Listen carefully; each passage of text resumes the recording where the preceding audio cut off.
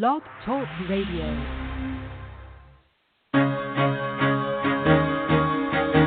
Carol the Coach. Sex, love, and relationships. We talk about it here. Carol the Coach. Compassion with contemporary relevance. I am a psychotherapist. I can be your personal life coach, and I can help you with your issues. There are no problems too small or too big. You can talk about anything. Speaker, columnist, radio TV host, and commentator. Carol the Coach brings messages of wellness and empowerment within reach of everyday people every day. Almost 5 years ago, I lost my soulmate in an accident. He was killed in a plane crash. Life just, for me, has seemed to stop. There are groups all over the city. I teach one.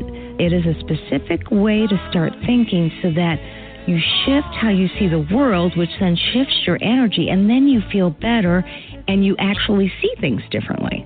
Carol the Coach. Always available, too, at carolthecoach.com.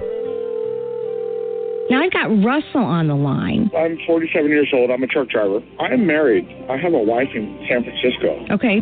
I haven't been home in 6 months. My thing is, I don't know if I have a sex addiction or what the problem is. Why do I want what I can't have? And as soon as I can have it, I don't want it anymore. You're right on target when you say, I don't know if I have a sexual addiction. Well, guess what? Yes, you do. And you know what? That's my specialty, Russell. So you're at the right place. Continue. I meet women online, and I'm in a different part of the country. I travel all 48 states, so I love sex. I hear self-esteem issues. You never felt good enough, and you didn't feel like you were getting what you should have then, and you're reenacting that now. Do you want to change that about yourself? You get what you need.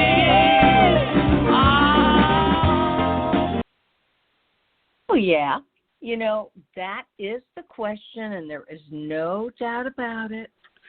We check in with every person we meet to say, hey, is there something that you want to change about yourself? Now, I just had a man recently say to me, we actually had an appointment set up, and he said, okay, I'll meet with you today, but I got to tell you, I don't think I'm ready to give it up. And you know what? I understood that. There is no reason to mess with his time and mess with mine if he's going to still be acting out and not working a program.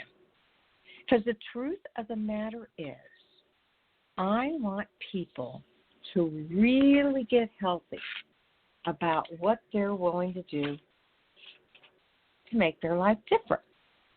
That means I need people to work the recovery tools.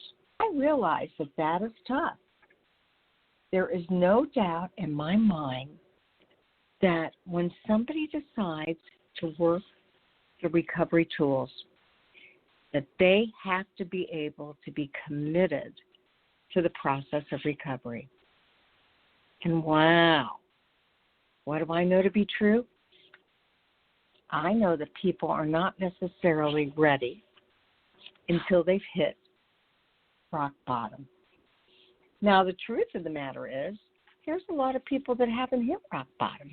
I would love to say that people can make this thing work and not hit rock bottom, but I promise you that my experience is that most people don't hit rock bottom until they absolutely, positively see that they have devastated their wives or their husbands with their own sexual addiction. That is a tough one, isn't it? You're not ready to do the hard work until you've devastated somebody else, or you've lost your job, or you've been humiliated in the paper, or you've been arrested. Talk about this for a minute. What does it take to want to absolutely 100% change your life? Well, it takes a lot of stuff.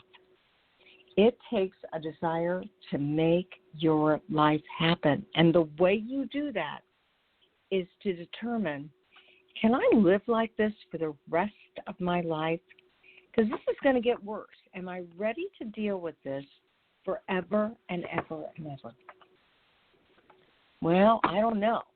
But what I do know is the man that said to me, I'm not really ready to change, he didn't have a relationship. So it was really all about his own inner desire.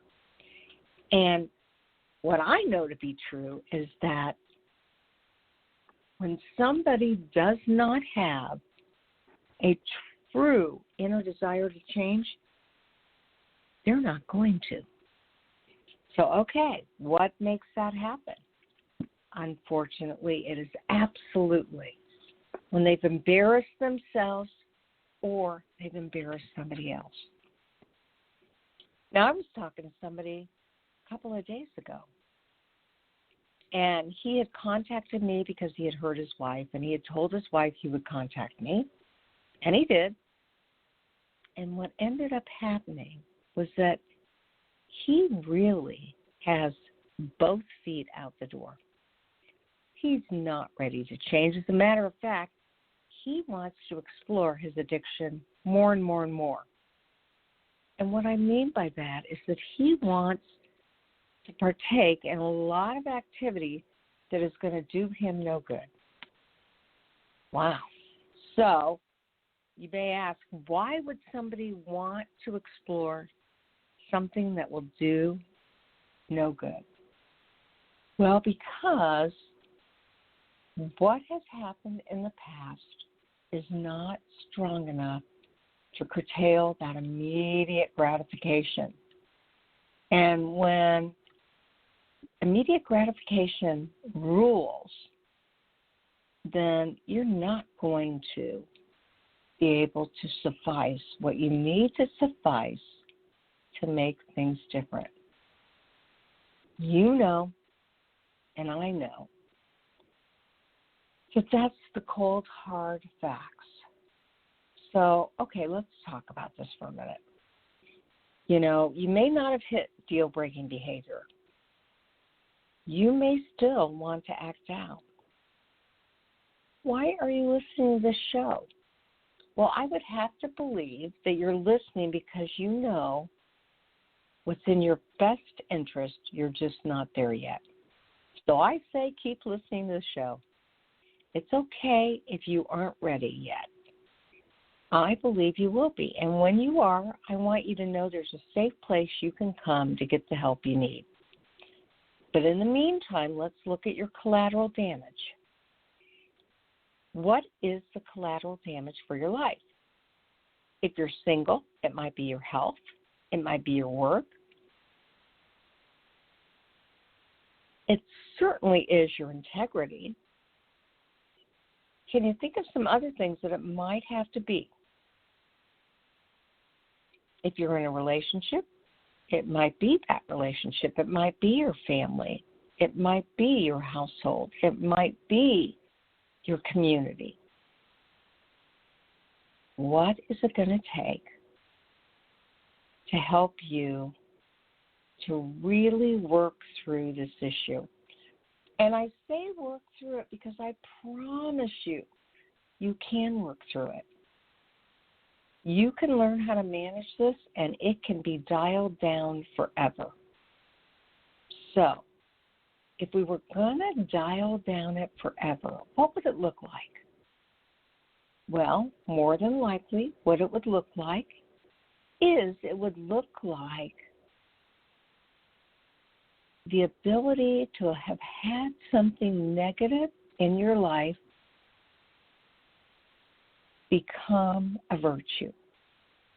Your recovery will make you feel good about yourself despite all the things that you hated.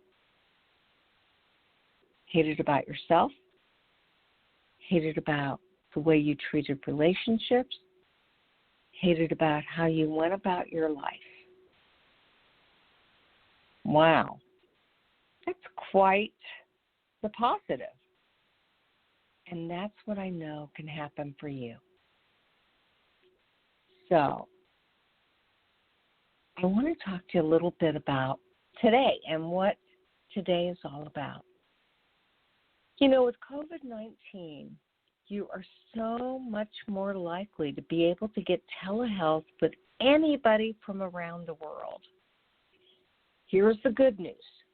Right now, while COVID-19 is around, anybody for a therapist that you would like and see them in FaceTime, in Skype, phone coaching, Zoom, DoxyMe, or any other venue, because what has been lifted during COVID-19 is HIPAA-compliant laws.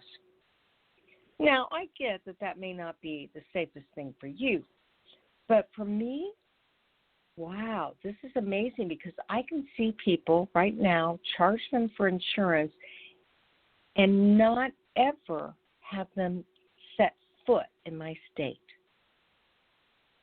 That is an incredible thing, and that's not going to last forever, although I have a feeling if you get started now with somebody that you really like, a podcast you've heard, or a person that you've known of, thing is you probably are going to get to continue therapy with them even after COVID-19, because how are they going to cut that out? Come on now, I don't think they are. So the rule may be if you started with teletherapy during COVID-19, you can end until your treatment is terminated. That's not a fact. That's what I suspect.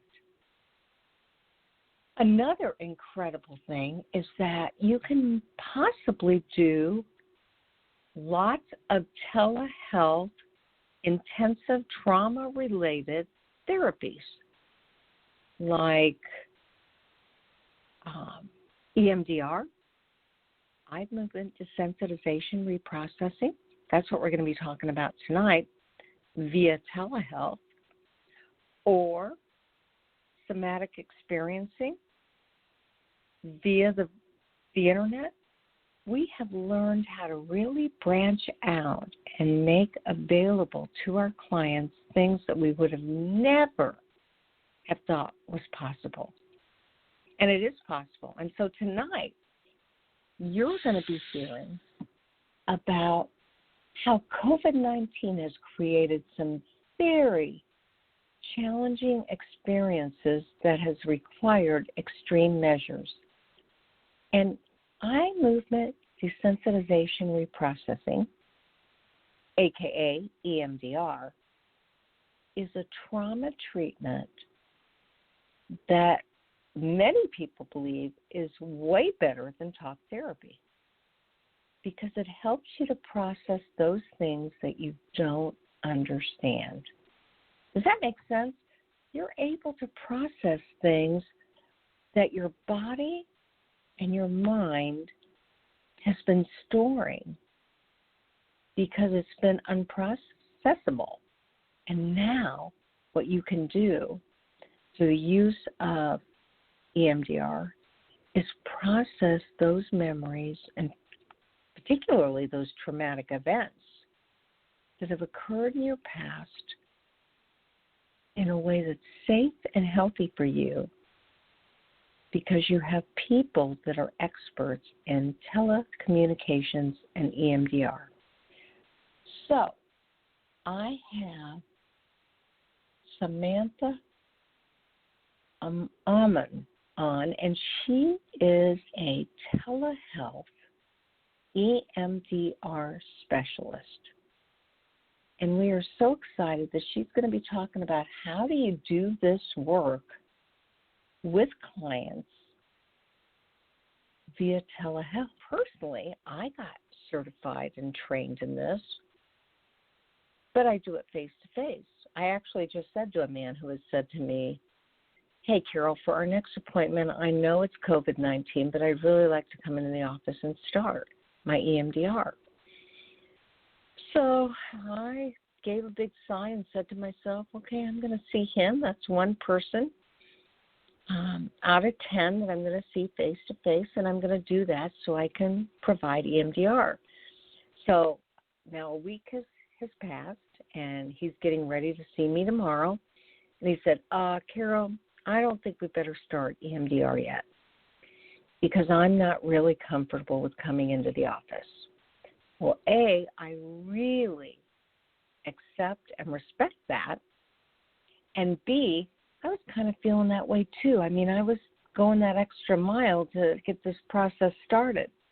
So I'm super excited to see what Sam has to tell us about EMDR and how we can do that via telehealth. And she had gotten on our listserv through ITAP, which you all know. It's our Certified Sexual Addiction Therapy Treatment listserv, and she had talked a little bit about that. So I asked her to come on the show and share a little bit about what somebody could expect if they were going to do EMDR via telehealth. So, Sam, welcome to Sex Help with Carol the Coach.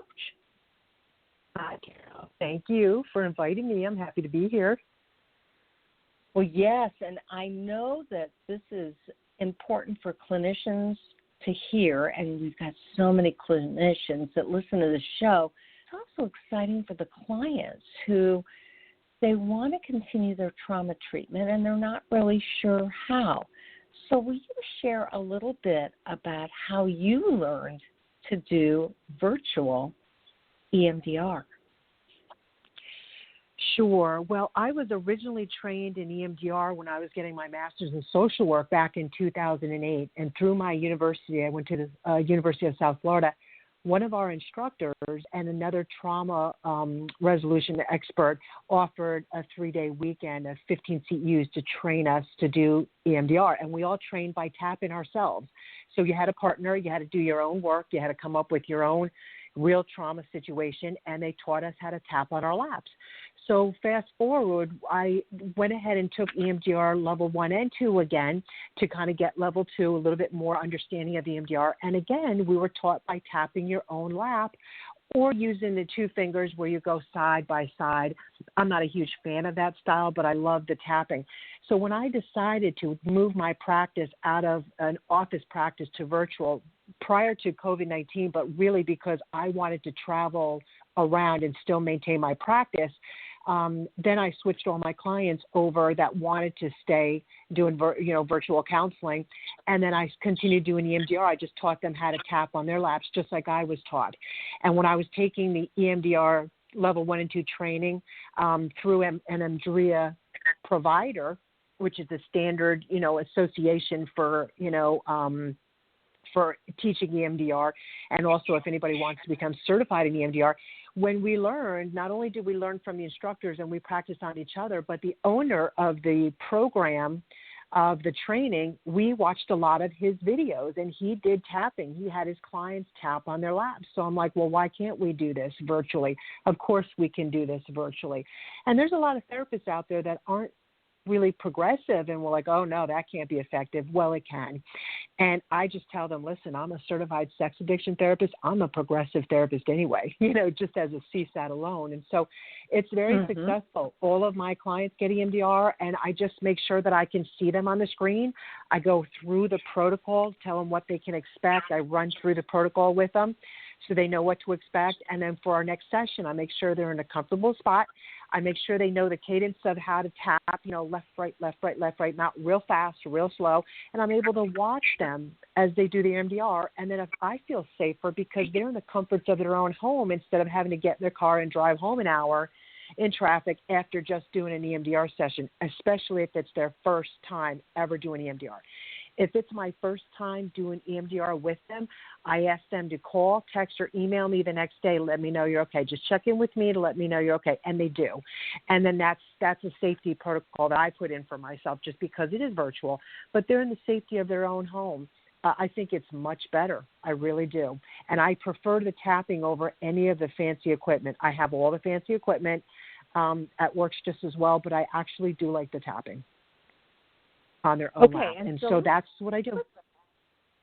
Let's talk a little bit about that fancy equipment, because obviously you can use your fingers and move back and forth, and that's how we're all trained when we're doing our training. But then we also have tappers, and explain to our listening audience what tappers are as opposed to the light bar. Sure. EMDR is about doing bilateral stimulation to allow the left side of your brain to communicate with your right side of the brain to open up and release any blocked traumas. to release and reprocess those traumas. You know, when you go through trauma, especially as a child, which a lot of my clients have had a lot of childhood trauma, you know, the brain tends to shut down, but the trauma seeps out in different ways. Nightmares, you know, avoidance, et cetera, with PTSD, for example. So what happens is there's a lot of different equipment, but when Francine Shapiro started out, who developed EMDR, she just noticed that when her eyeballs went back and forth, she started to feel a little bit better. So I never was trained to do holding your two fingers up and going left and right. I've been trained that way, but more so I've been trained to do the actual tapping of the lap. So I'm most comfortable with the tapping. When I had a face-to-face practice, like an actual office, and clients saw me, I actually did have the, you know, you can get it through EMDR. I bought the equipment where it's the headphones where you hear a buzzing, a gentle buzzing, left, right, or you can put the pulsating sensors in the hand so it pulsates left, right. Really any type of left, right bilateral stimulation will work well. Like even with children, they can do like, you know, they can take a crayon and color back and forth vigorously on a piece of paper, and that can help children with the back and forth left, right type of bilateral stimulation. So I've actually tried the light bar, but in a therapist office as myself as a client, but I never really liked it, and it's not good for people that have seizure activity. If you have migraines, it can be a challenge. It can be counterproductive for some people. Some people love it. They love the fancy bar where a light goes back and forth and you follow the light. It never worked well for me. I truly just prefer the tapping.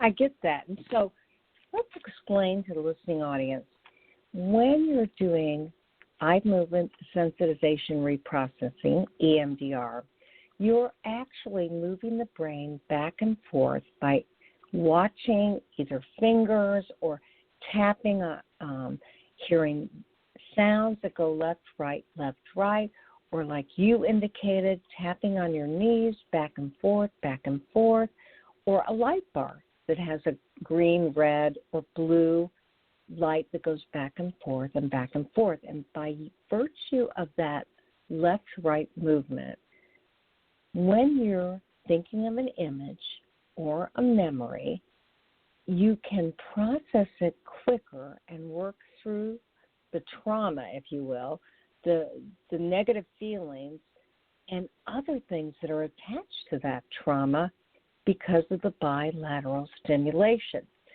Now, you said you learned the EMDR how long ago? 2008 was the first time I was trained in EMDR.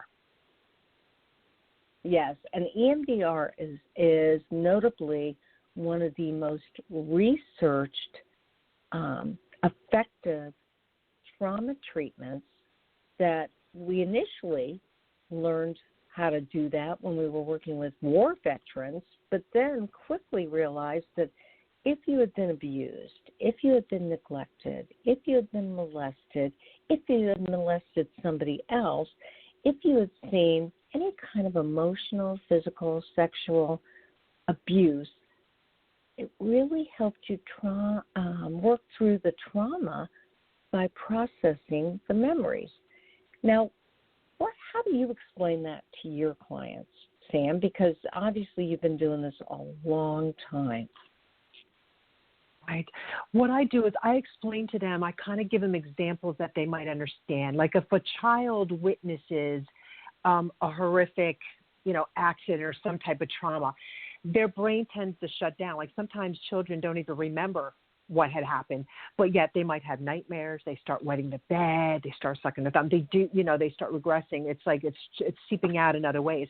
And so for a child doesn't know how to process stuff. We're adults and sometimes don't know how to process our feelings. Children really don't know how to process their feelings. So what the brain does, I think it is a form of protection. It just kind of shuts down. And when it shuts down, it doesn't communicate back and forth with each other. So what EMD, and let me backtrack, and there's all forms of trauma. Just being raised in a home where there's drug or alcohol addiction is trauma for a child. Some people, it doesn't have to be a gun to the head or a robbery or a big fire or somebody was raped, outwardly raped. It could be just I don't say just because it's obviously a big deal, but having an alcoholic or drug addicted or any type of addicted parent causes trauma every day in the life of a child. So a lot of times people grow up and don't realize what trauma is for them and don't realize things have been traumatic. So what happens is the brain kind of tries to go into self-preservation, and it tends to shut down. And talk therapy can help open that up, but sometimes people can't go that deep into their trauma with talk therapy, whereas EMDR will get to it quicker by unlocking the trauma, allowing the brain to communicate now from left side to right side, to open the communication. And how I was taught, and I really do believe this is true, it helps to go deep inside the brain of where faulty core beliefs are stored. And it helps to release those core faulty beliefs so that we can enter in healthy, positive beliefs about oneself. And that's how there starts to be a shift and a change with EMDR. And then your body gets to reprocess, because we can process trauma verbally all day long, but the body never forgets trauma. And EMDR helps the body to also reprocess that trauma as well. Less hypersensitivity, less hypervigilance, maybe high startle reaction, maybe less of a startle reaction, less nightmares, less fear, things like that. You start seeing some changes that way with EMDR. Well, and you had mentioned that Francine Shapiro, the founder of EMDR, if I'm not mistaken, she was walking through a park. It might have even been Central Park, and she was trying to work through some issues that she had, and she found herself looking to the left of the trees and the right of the trees, and the left of the trees and the right of the trees. And that's when she realized, you know what, if I'm thinking through my problems and I look left, right, I actually feel better.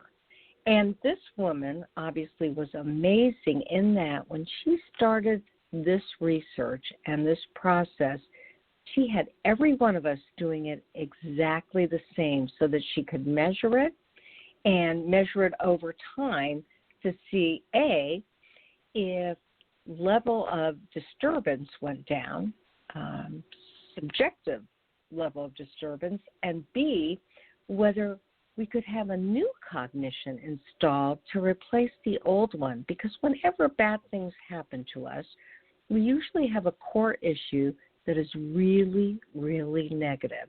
It might be, I am bad, I am unworthy, I am stupid, I am not likable. And so, to our listening audience, when you think about your core issues, you also want to be able to figure out, hey, how would you like to replace that? And Francine Shapiro created this process not only to process the trauma, the bad things that happened, but to replace it with a cognition that was much more positive. So how do you replace that cognition virtually? That's what I want to ask you, Sam. How do you do that virtually? Well, like anything else, you follow the protocol as far as having the disturbing image. How disturbing is that image to you? You know, on a scale of like 0 to 10, what is the negative belief about you? What is that trauma or that disturbing image? What is it? Do you feel about yourself when you think about that? And then I sometimes have to help them. Usually it is, I'm not good enough. I'm powerless. I'm not worthy. Usually it's about shame. Most often than not, it's about shame. But I try to help the client find what words fit best for you of how you feel. How did that make you feel? And I say to them, what's the opposite? This is not a trick question, but what's the opposite of that? Well, I'm worthy. I'm worthy of love. Exactly. So that's the positive that we try to install in that. And so as we go through the protocol of EMDR, and as we notice that their level of disturbance starts to get lower, we're towards the end of the session, that's when they start doing some tapping, and I say that positive belief to them as they're tapping it in. We want to take out the negative core beliefs, and we want to replace it with the positive, healthy core beliefs, in their words, of how it made them feel, and then find the opposite belief of that. And then what I do is I talk to them about why it's important not to do your own EMDR. I don't do my own EMDR. A surgeon does not do their own operation. You know, it doesn't work. But what I do suggest as a form of self-soothing is I have them do very slow, gentle tapping as a form of soothing, whether they tap their elbows, they tap their knees as well at home in a very slow pace, but then to say a positive affirmation to themselves. I am okay today. I'm worthy today. I am worthy of love today. Whatever resonates with them as a form of self-soothing. So that's another tool that they get from learning how to tap through EMDR, where EMDR is a faster paced tap because we really kind of want to get in and process. Yet when they're home, I want them to do a very slow, steady tapping to say a positive affirmation for themselves, because we have to start replacing the old tapes with new tapes that are true. Absolutely, and I am so happy that you mentioned that, because truly we have to think about what we would prefer to believe about ourselves. Whenever you have a negative cognition, something that you don't like about yourself, you have to determine what is the opposite of that, and would you want to adopt that into your psyche?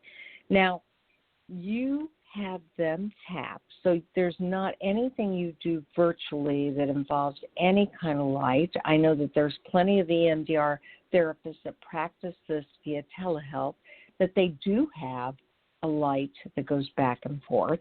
I was just sharing with one of my clients today that I got the app for that, and it didn't work.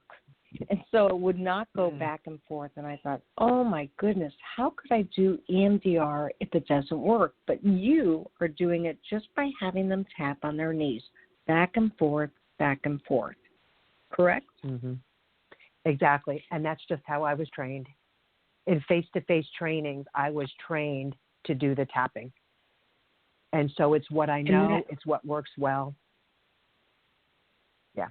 Yes, and so you are willing to help our community of therapists have faith that you can virtually work with somebody in trauma. And let's face it, we have two types of clients right now that are reaching us through telehealth. They are either the clients that have always known that they could do telehealth, or they are right now experiencing COVID issues or issues during the COVID time, and they're wanting to talk to a therapist, and there's never been a better time to do telehealth because the government has said we can use Skype, we can use FaceTime, we can use phone coaching, we can use Zoom, we can use Doxy.me. There are all sorts of ways, and if you have insurance, your insurance will pay that person. So have you found that to open up your practice? Not just yet, to be honest with you. I am licensed in 3 different states, so I have clients in those states. I don't take insurance. I may reconsider that, but I just have a choice that I don't take insurance. So I know it's difficult. I get many calls every month. I probably get a call a week from somebody looking for a therapist that takes insurance. So it's a choice I make as a therapist. I probably will kind of think and pray a little bit about that and maybe sign up with an insurance, because I know it's so important now for people to get care. This is an extremely stressful time. This is the only safe way for them to get therapy is through some type of telehealth. And there's a lot of people out there that need help. And my prices are not that high for a CSAT, because I truly am a believer that I don't want it to be where only the wealthy can afford to get sex addiction help. I'm just a social worker at heart, and that's truly what I believe. So my prices are not as high as a lot of other CSATs. But I haven't noticed it, I do believe, because of the insurance factor. A lot of people say that, thank you for your information. I'm going to try to find a therapist that takes my insurance. And I get that 100%, and I do take insurance, but one of the things I don't take all insurance. And so what I hear you saying is that right now you're self-pay, and that you're fairly reasonable considering what people might charge for EMDR. Remember, folks, that is a trauma treatment. It is not just therapy. It's very specialized. It required 30 hours of supervision, where the therapist had to pay a supervisor to learn how to do this, as well as the 2 weekend training for EMDR, and it's been like that forever and ever and ever. Now, how can they, Sam, get a hold of you if they're interested in doing some teletherapy with EMDR? Sure. Well, I do have a website. It is, you could just look up, it's my first name and my last name.com. It's Samantha Ammann, AMMANN, and my phone number is there. My email is there. I'm also on Psychology Today, so somebody can look up my name that way, and I'd be happy to help because it's just such a great form of trauma resolution, and I'm happy to help people be able to be in the comfort of their own home and a little added privacy.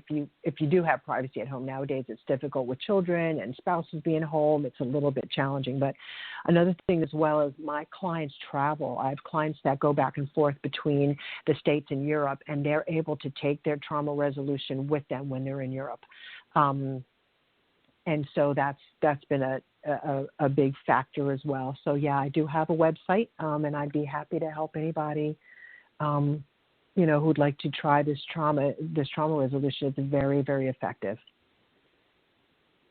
Absolutely. And so when you say trauma, help our listening audience know what is considered trauma, because originally you were talking about alcoholic parents, and I keep thinking of Patrick Carnes, our guru, our leader, our founder of Certified Sexual Addiction Therapy, and he had said, and I remember this so clearly, he said, you know what, people can be physically, sexually, or emotionally abused, but truly the big abuse that occurs that one doesn't recognize is neglect.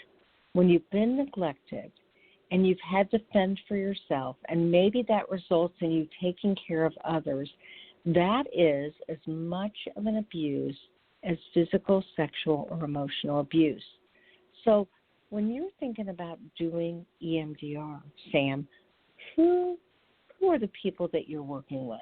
What are some of their issues? Right. Most often people seek my assistance out because I do specialize in sex addiction. I also specialize in eating disorders. A lot of times they go hand in hand, sexual issues with food issues. I also help clients that have just any type of anxiety, depression. I have a long background of working with people that have had severe mental illness as well. I've been a registered nurse for 32 years, so I've got a long medical background history. Sometimes people have had trauma at work, et cetera, et cetera. So I really open to anybody. I mean, I don't specialize in things like adoption. Things like that really aren't my area. I'm not necessarily a couples therapist either. I do couples counseling if one person is an identified sex addict or the partner of a sex addict. That I feel very comfortable with. I think it's important to bring the partners in to understand the recovery process. I've also had times where I was contacted by the FBI with somebody that had a serious trauma that happened at work, and we did EMDR, and it was amazing. In 4 EMDR sessions, this person was completely transformed with their trauma. It just was that quick, that obvious. People that have had long-term and neglect, abandonment, people that are from addicted homes. Anytime there's an active addiction in a home, that is neglect for a child, because that addiction kind of sort of takes precedence, unfortunately, over the children. But so for clients like that, sometimes it takes longer time with EMDR, kind of like a continual process, just like the recovery process, just like therapy, CBT therapy, mindfulness, things like that. But yeah, there's not a lot of trauma that I haven't worked with. I work with somebody that's had a lot of medical trauma from being in an intensive care unit and numerous surgeries, and I've done EMDR with that person as well, very successful. And of course, I have such a long background that I understood a lot of the things she's had to experience from the position of being a nurse that worked ICU for years. So I'm very comfortable with a lot of different settings to help people with EMDR, to help them with their trauma through EMDR. Absolutely. And you actually got your CSAT how long ago? I got my CSAT in 2012. Okay, and so you actually did EMDR before you even got your CSAT. I did, yes. And you know why I got my EMDR? Because I was in the midst of my my CSAT training, and 3/4 of the people that I was working with, learning with, the students for the Certified Sexual Addictions Therapy Program, they were either getting their EMDR qualifications or they had that. And I said, why are you all doing this? And they said, sex addicts so oftentimes have so much trauma that they need to process that this was an expedient way to help them with their issues.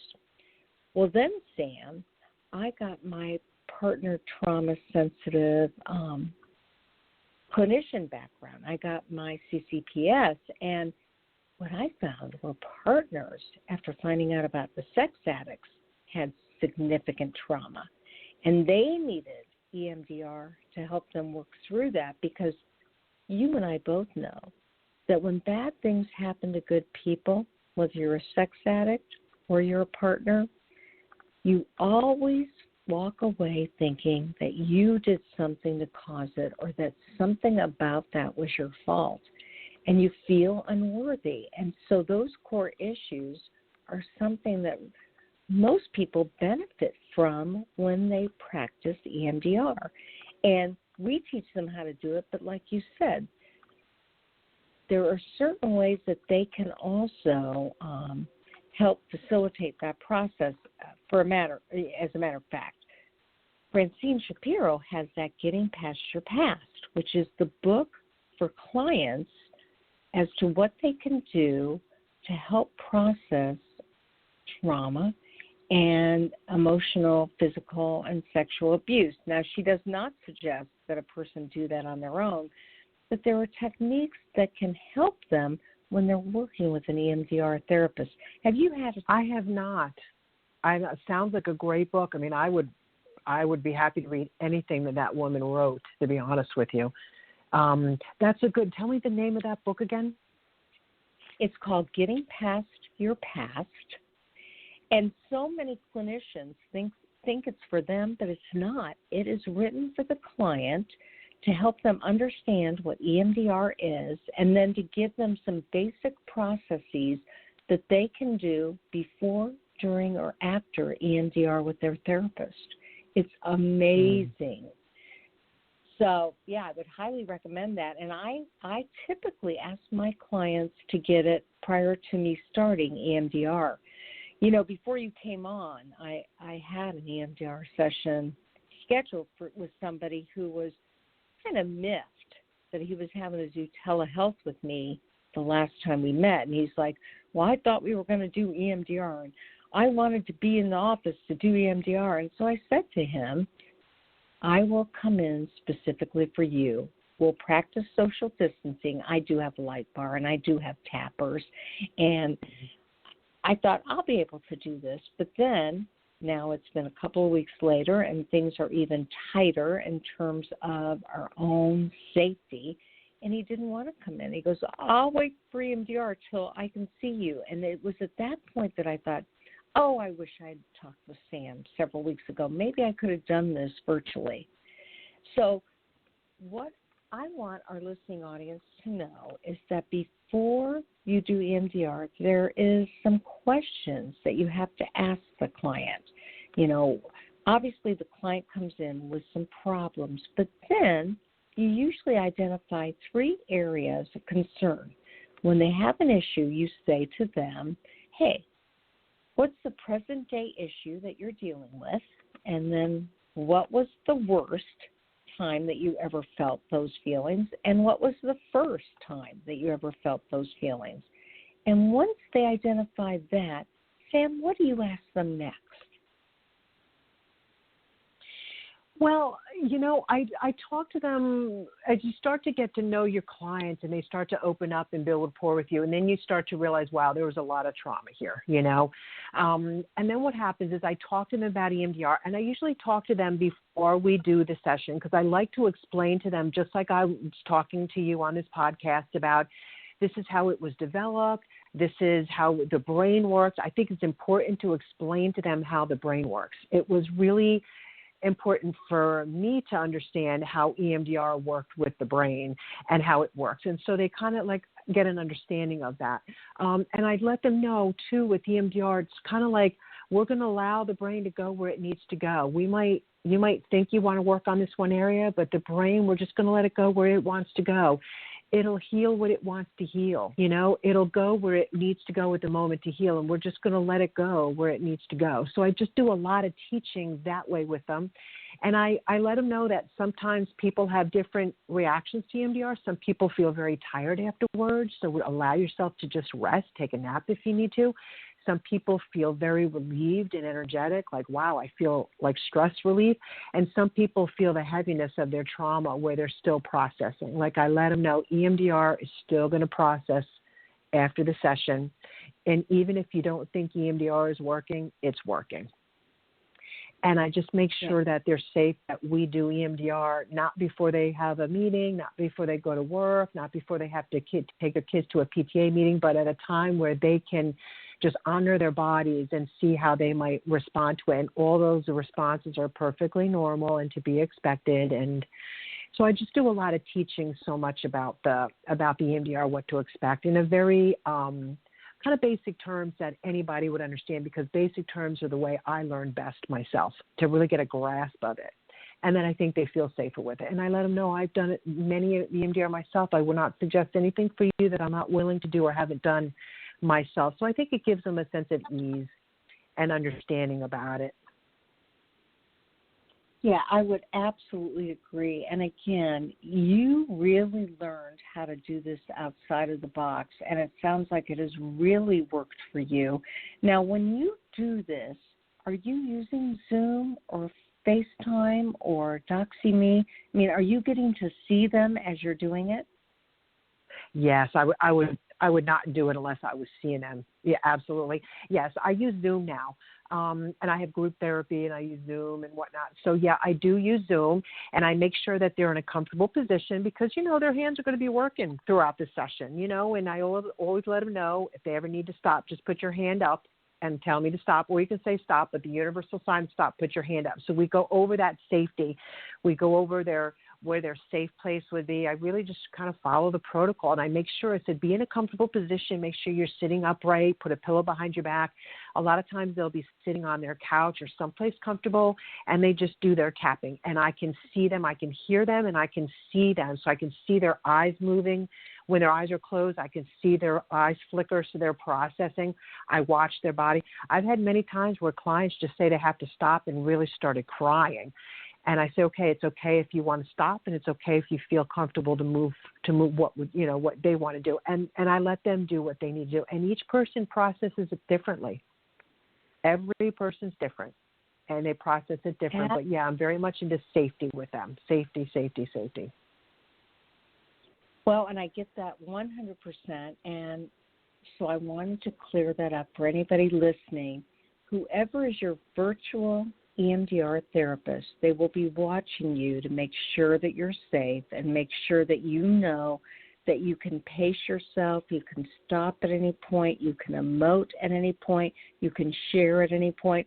And I always tell the people that I work with, and this is, of course, in the office, I say sometimes you'll be thinking of an image and you'll go through your tapping or your eye movement, and I'll say, hey, what comes up? Take a deep breath, blow it out. What comes up? And they'll go, nothing. And I'll go, okay, go with that. Because there's not a right or wrong in this situation at all. We trust you as our clients to be able to bring up what you need to bring up when you need to bring it up. It's really one of the most empowering therapies for the client that's ever been made. And Francine Shapiro said, She wanted everybody to do it her way so that it could be measured and it could be standardized, and she could build from that. And, of course, she died last year, and we're all very sad about that. But she has left a legacy of one of the most effective therapies ever in the world. So, Sam, thank you so much for sharing your wealth of knowledge and information, and I wish you continued success. One more time, remind our listening audience, if they want to work with you, how can they get a hold of you? Sure. And thank you, Carol. It's been an absolute pleasure. I've really been looking forward to coming on your show. Sure. My name is Samantha Ammann. That's A-M-M as in Mary, another A-N-N as in Nancy. So my website is samanthaammann.com. My business number, it's a confidential number, cell phone. It is 727-458-3668. So feel free to call me. Feel free to look at my website, and I'm on Psychology Today as well, and I'd be happy to help anybody that needs help. That is truly the right life profession and absolutely my passion. Well, and I so appreciated when you were sharing with us that encouragement that we could all do this virtually. It really helps when we have colleagues that have done it, been there, and can share their wisdom with us. So thanks again and continued success, and let me know what else you're doing in the future. Thank you. All right. Talk to you later. And that is about EMDR. And you've heard other shows about EMDR, but I got to tell you, the one thing that we know is that I'll just tell you my own personal story.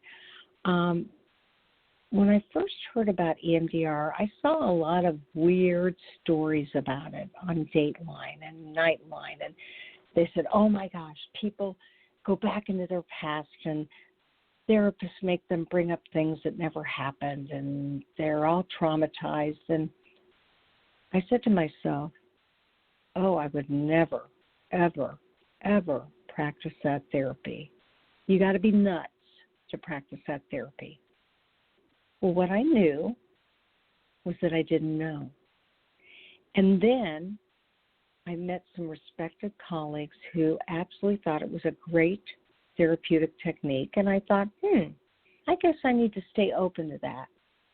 Because one of the things I believe is that when you know better, you do better.